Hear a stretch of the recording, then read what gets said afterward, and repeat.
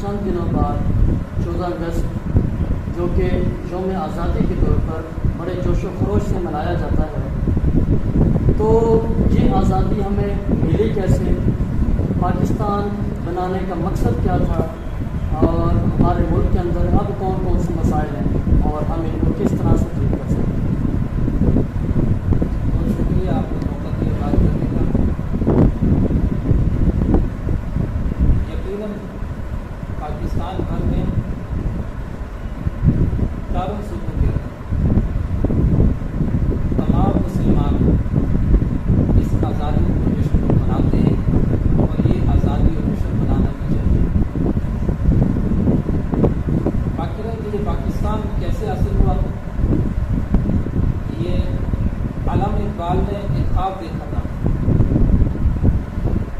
اور خواب کے اندر یہ دیکھا تھا کہ ہندوستان کے شمالی مغرب میں ایک مسلم ریاست قائم ہوگی، اور پھر انہوں نے اس کا تجزیہ نکالا تھا کہ یہ ہو کر رہے گی، اور اگلا ٹاپک یہ تھا کہ اگر یہ ہو گیا، یہ مسلم ریاست قائم ہو گئی، تو جو اسلام کے چہرے پر بدنما دبے ہیں، جو ملوکیت کی وجہ سے آ چکے ہیں، ان کو ہٹا دیا جائے گا۔ بالکل ایسا، کیونکہ خلافت راشدہ وہ تو 30 برس ہے فقط، اس کے بعد 90 سال بنو امیہ کا دور رہا، اور 500 سال بنو عباس کا دور رہا، اور پھر اس کے بعد ترک کے شہنشاہوں کا دور تھا۔ لوگ اسلام کو ان سے سمجھتے رہے، حالانکہ اسلام تو 1400 سال پہلے، اور اسلام تو پہلے حضور پاک صلی اللہ تعالیٰ علیہ وسلم نے جو پیش کیا تھا وہ اسلام تھا، اور حضور کے صحابہ نے جو عمل کر کے عملی نمونہ پیش کیا وہ اسلام تھا، نہ یہ کہ ان لوگوں سے بنو امیہ کے ہوں، یا اسی طرح بنو عباس کے ہوں، یا شہنشاہ لوگ ہوں، ان سے اسلام نہیں ملا۔ اور اس کے علامہ اقبال نے پیشین کوئی اپنے 30 کے خطبے میں بھی فرمائی،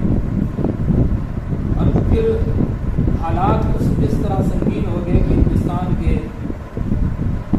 باقی جتنے بھی بڑے حضرات تھے وہ مسلمانوں کو تحفظ دینے کے لیے تیار نہیں تھے، مسلمانوں کو آزادی خود مختاری دینے کے لیے تیار نہیں تھے، حتیٰ کہ مسلمان دبے دبے سے رہتے تھے۔ قائد اعظم محمد علی جناح جو کہ ہمارے بڑے ہیں، وہ اس وقت قائد اعظم تو نہیں تھے، ان کے پاس جب باتیں پہنچی تو انہوں نے بہت زیادہ جدوجہد کی، بہت زیادہ بے حد محنت کی، بے حد محنت کرنے کے باوجود بھی یہ تھک ہار کے ایک دفعہ تو ہندوستان کے ایک طرف چلے گئے، آج آ کے کوٹھی خرید لی، وہیں پر رہائش پذیر ہو گئے۔ ان نے کہا یہ ہندو قوم ماننے والی نہیں ہے، مجھے نہیں لگتا کہ یہ ہندو قوم مسلمانوں کو تحفظ دے گی، مجھے نہیں لگتا، یہ امید نہیں ہے کہ مسلمانوں کو ان کی وجہ سے جو مسلمانوں کے حقوق ہیں وہ ملے گے، مجھے نہیں لگتا۔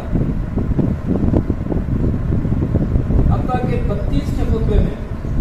ایک اور الیکشن لگایا علامہ اقبال نے، انہوں نے سمجھایا کہ قائد اعظم محمد علی جناح دیکھیں آپ ساتھ نہ چھوڑیں،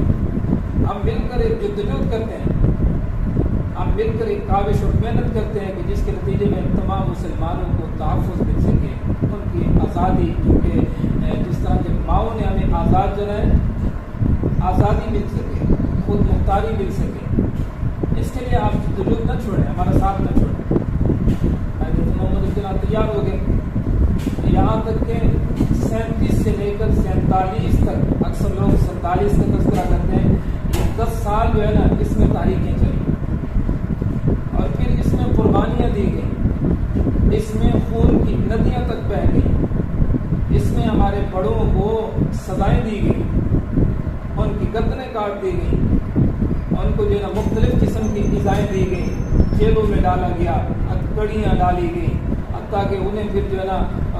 کو سخت سے سخت شدت ناک تکلیفیں پہنچائی گئیں کہ کسی طرح یہ تاریخیں بند ہو جائیں، لیکن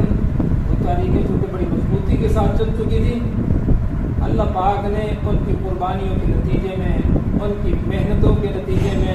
ان کی جو کاوشوں اور سوچوں کے نتیجے میں اللہ پاک نے